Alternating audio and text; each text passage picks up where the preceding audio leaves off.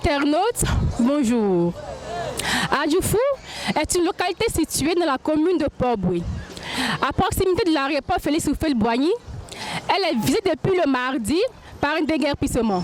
Comment la population a-t-elle réussi à s'installer ici? Quelle est la véritable raison de ce déguerpissement? Que disent les populations de cela?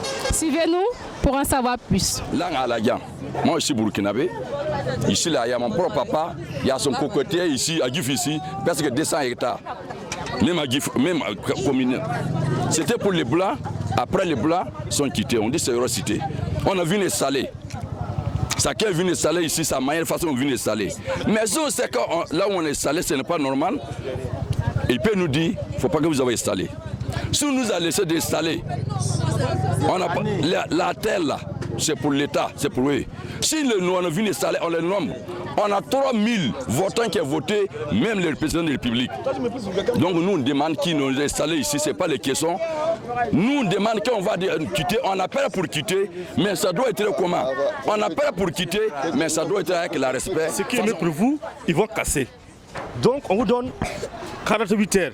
D'ici le mercredi, vous sortez. Et bien, effectivement, ce jour, on est en réunion au foyer. Du foyer qu'on est arrivé, c'est la même chose qu'on nous dit. On dit qu'ils vont casser le mercredi. Les gens disent que c'est les gens du district, mais nous, on est sûr que si c'est le maire, quand même, il doit nous avertir. Parce qu'on a voté à cause de ça. On n'a pas voté pour ne rien. On a voté pour ces projets.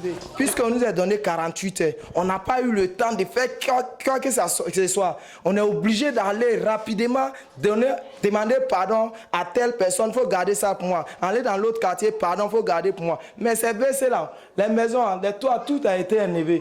Tout est quitté. Il n'y a plus rien. Ça là, c'est le plafond vide. Il n'y a pas de tôle dessus. Voici la chambre qui est là. Même là, ceux qui sont sur le terrain, ils cachent.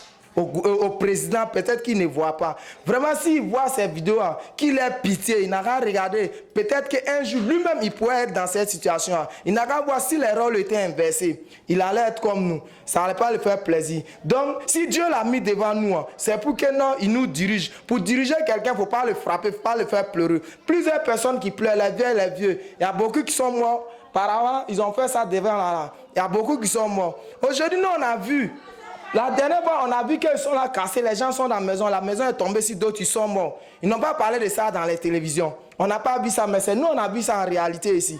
Donc aujourd'hui, tu vas entendre qu'ils vont te donner 48 heures, tu vas t'asseoir, machine à venir t'écraser. Les gens n'ont pas pu faire sortir rien comme matériel, ils étaient au travail, ils ont cassé. Aujourd'hui, tu vas entendre que non, dans 48 heures, tu vas t'asseoir pour attendre. Tu ne peux pas t'asseoir pour attendre. Donc c'est de disperser tes matériels, disperser tes enfants. Voilà l'école. L'école là, tout est fermé aussi. Mon bébé là aussi, mon bébé, depuis 16 ans, mon bébé est malade. Voilà, je demande pardon. Il y a les braquets en Côte d'Ivoire. Vous me regardez, un quartier pour les jeunes, les enfants. Voilà. Ils vont casser. Nous, actuellement, nous on va où? À côté d'un enfant de Yopougon, ils n'ont qu'à casser à Yopougon. Nous on a du fou ici. Un enfant de Yopougon, il est quitté à Yopougon pour venir ici. Nous on n'a rien à faire. Il n'y a pas de travail, il n'y a rien. On fait quoi? Devant l'école primaire en pleine rentrée scolaire, parce que là nous sommes pratiquement dans le premier trimestre de l'année 2020. L'école est carrément déformée, il n'y a pratiquement plus de toit. Et les enseignants, la directrice, carrément, tout le monde est carrément, je dirais, à bout de souffle, abattu. Voilà, on va rentrer pour voir un peu ce qui se passe, pour prendre témoin des différents enseignants. Ce quartier-là, vraiment, ça nous étonne, parce que c'est le quartier des pauvres. Mais néanmoins, le janvier est passé.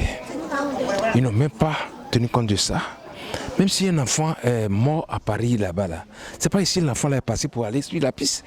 Sur la piste, il y a les caméras, il y a tout. Moi-même, je suis un transitaire, je travaille à l'aéroport. Mais aujourd'hui, de lundi au jour d'arrêt, nos enfants, on a payé. Ils sont dans quelle chose là? Est-ce que le gouvernement existe ou il n'existe pas? Chose qui peut. Les gens qui ont leur maison ici, ils ont pris de l'argent pour construire leur maison. Mais un coup, on dit, bon, on va les casser 48 heures. Ça ne se fait pas. C'est nous qui sommes ici que vous gouvernez. C'est nous qui vous avons voté. Question. Nous vous avons fait confiance pour que, avec nous, vous puissiez conduire réellement le pays là où nous devons être. Maintenant, vous venez nous mettre à l'abattoir. Pourquoi? Parce qu'on est des Pourquoi? parce qu'on est démunis. Vos enfants sont où? Et nous, nos enfants sont où? Soyez quand même réalistes. Comprenez-nous. On est fatigués. On est fatigués. Trop, c'est trop. Combien 1 million de personnes qu'on déguerpit comme ça? Comptez que dans chaque famille, il y a au moins 2 enfants. Ça fait combien d'enfants? Leur avenir est hypothéqué. Ils n'ont qu'à arrêter d'insulter notre intelligence. On est fatigués. Et quand on est un président, c'est un peu comme si on était un père pour une famille. Donc quand tu vois la population, c'est nous qui allons le voter demain. Mais si cette population est dans des conditions vraiment bizarres, misérables, on peut pas s'engager encore à le voter. Ils sont encore les CM2. Sans cette année, on doit passer les examens. On n'a qu'à faire parler, on n'a qu'à laisser les écoles, on finit notre examen. À les élèves de CP ou CM1, on n'a qu'à finir leur composition. On n'a qu'à donner le temps. Les parents n'ont pas l'argent pour payer nos études, pour finir l'école. On doit passer nos examens cette année. Actuellement, l'argent que les parents vont pour payer les écoles, ils vont prendre cela pour aller payer les maisons. Et ça va nous empêcher d'aller à l'école. Nous ne sommes pas d'accord pour cela. Voilà, je demande pardon. Chers amis internautes, nous sommes au thème de notre reportage. Comme vous l'avez constaté, le déguerpissement est bel et bien lancé.